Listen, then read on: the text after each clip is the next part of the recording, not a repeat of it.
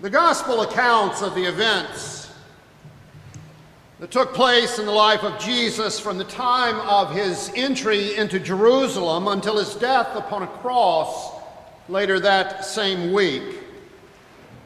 Those events, the account of those events, make up the very heart of the gospel story, and in fact comprise anywhere from a third to almost half of each of the gospels, despite there being only a period of 5 days. But clearly it was these stories in particular that from very early in the life of the church were told and retold every time the followers of Jesus gathered, thereby becoming the seed from which the longer gospel accounts would eventually, though probably much later, grow.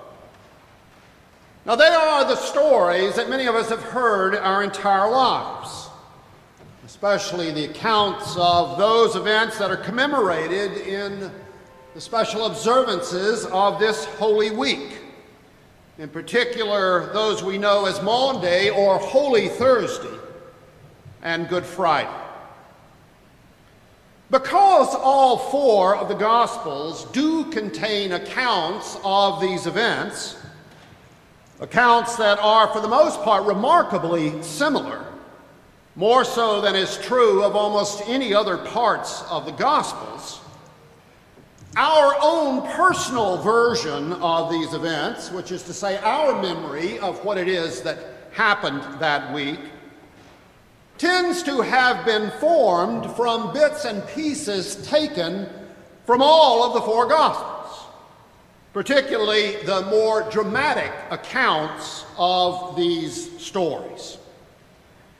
Now, this mixing together of portions of all four Gospels to produce one combined story is what used to be called a harmony of the Gospels. A good example of which is the tradition of the 7 last words of Jesus spoken from the cross. The fact is, no one gospel contains all 7 of those sayings, and only one contains even as many as 4. But in our minds, in our version of the story, there are 7. And that can be the downside, shall we say, of these hybrid versions of the gospel, which can result in our ending up with a version of the story that really isn't found in any of the actual gospel accounts themselves. And just as then we end up with some things that really aren't found in any one of the Gospels, 7 last words, for example, we can also very easily overlook and therefore miss some things that are there. And this, I think, is especially true of some of the most personal touches in the Gospel accounts, which by their very nature, personal, tend to be found in only one of the Gospels, and therefore often are the little somethings that are left out of our harmonized version, which naturally leans toward the more collective, the shared memory of these events. And this is especially the case with Mark's Gospel, which has always struck me as the most personal of the Gospels, and in that sense, the most idiosyncratic.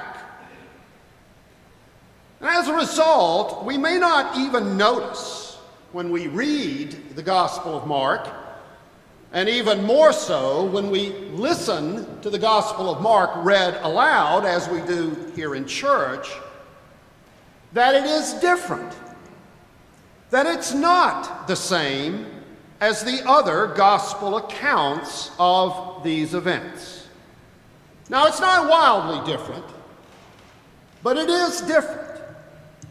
And it's the kind of different that exists between something you've heard some version of the story that's been told and retold, and something you've seen with your own eyes, which I think is certainly true of Mark's account of the events of that day that we call Palm Sunday, the account I read just a few minutes ago. Now, I even warned you that there was something different about that account, but did you notice what it was? How that account is different from the version of these events that is found in the other Gospels. Here, actually, there's a rather big difference. And why that matters is that this particular difference is going to carry over in various ways to the events that will take place throughout the coming week. Now, by contrast, both Matthew's and Luke's account of the events of Palm Sunday, which are two Gospels that usually follow Mark's chronology very closely, but which in this case differ from Mark's in this one very significant way. And it's really not hard to see why they do differ, because as is very often the case, their version of events makes for a much better story, at least a much more dramatic story. And so, not surprisingly, theirs is the version of the story that we all tend to remember. You see, both Matthew's and Luke's versions of Jesus' entry into the holy city culminate in the dramatic story of his cleansing the temple, with his overturning the tables of the money changers and taking a whip to all the people selling animals for the temple sacrifices, all the while decrying the fact that they have turned the house of God into little more than a marketplace. It's a very dramatic moment. It's the moment we remember. And because it happens as the culmination of his entry into the city at the very beginning of this week, it stands as a judgment upon the city, an outpouring of Christ's anger and his sorrow, a preview of what is to come. But not in Mark. No, in Mark's account, Jesus rides into the city. He goes into the temple. He looks around for a while, and then he leaves. Not because he's said to be angry, or disgusted, or even sad. No, Mark says Jesus leaves because it's gotten late, and he and his disciples needed to be going since they were staying outside of the city in Bethany. And throughout the entire account here in Mark of what transpired that day, from the time Jesus entered Jerusalem through the midst of all those cheering crowds, and then later in the temple, during all of that time in Mark, Jesus never says a word. Not a word. There's no sense here of excitement, or of joy, or disappointment, or anger, or sorrow, or really much of any emotion at all. It is what it is. And one senses then that Jesus knows exactly what lies ahead. And he is steeling himself for what is to come. Because from now on, he's on his own. He hasn't just entered the holy city. He's entered the valley of the shadow of death. It's only the next day in Mark that Jesus returns to the temple. But even there, the account of his actions in Mark is much less dramatic than the others.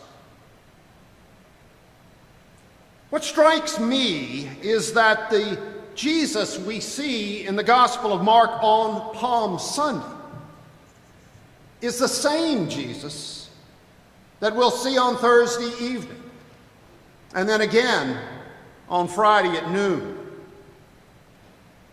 Because there's a consistency throughout the week in Mark that's not always true of the other Gospels, where the Jesus we see on Palm Sunday seems to be almost a different person than the Jesus we're going to encounter in the Garden of Gethsemane, to say nothing of the Jesus we see on Golgotha.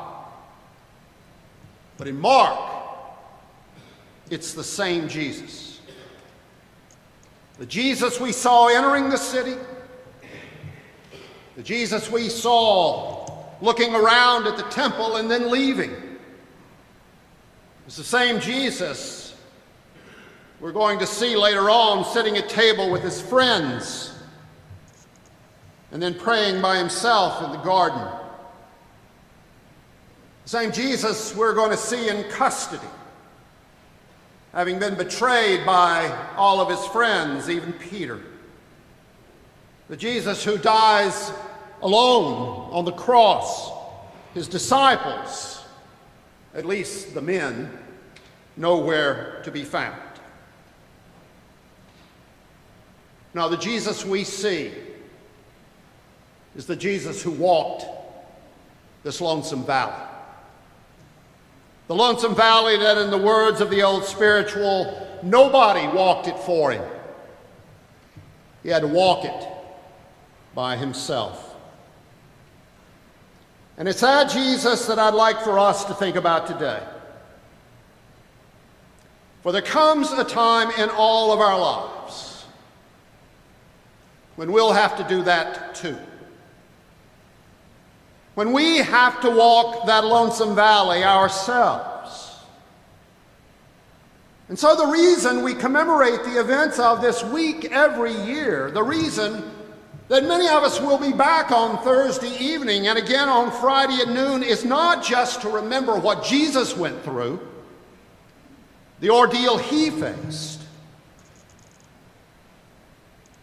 but to practice doing so ourselves. To reflect upon what that would be like.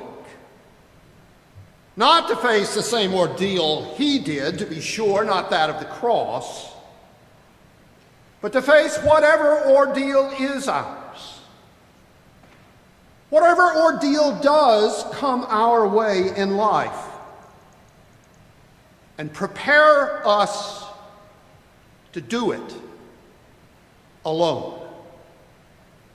To do it alone, just like Jesus.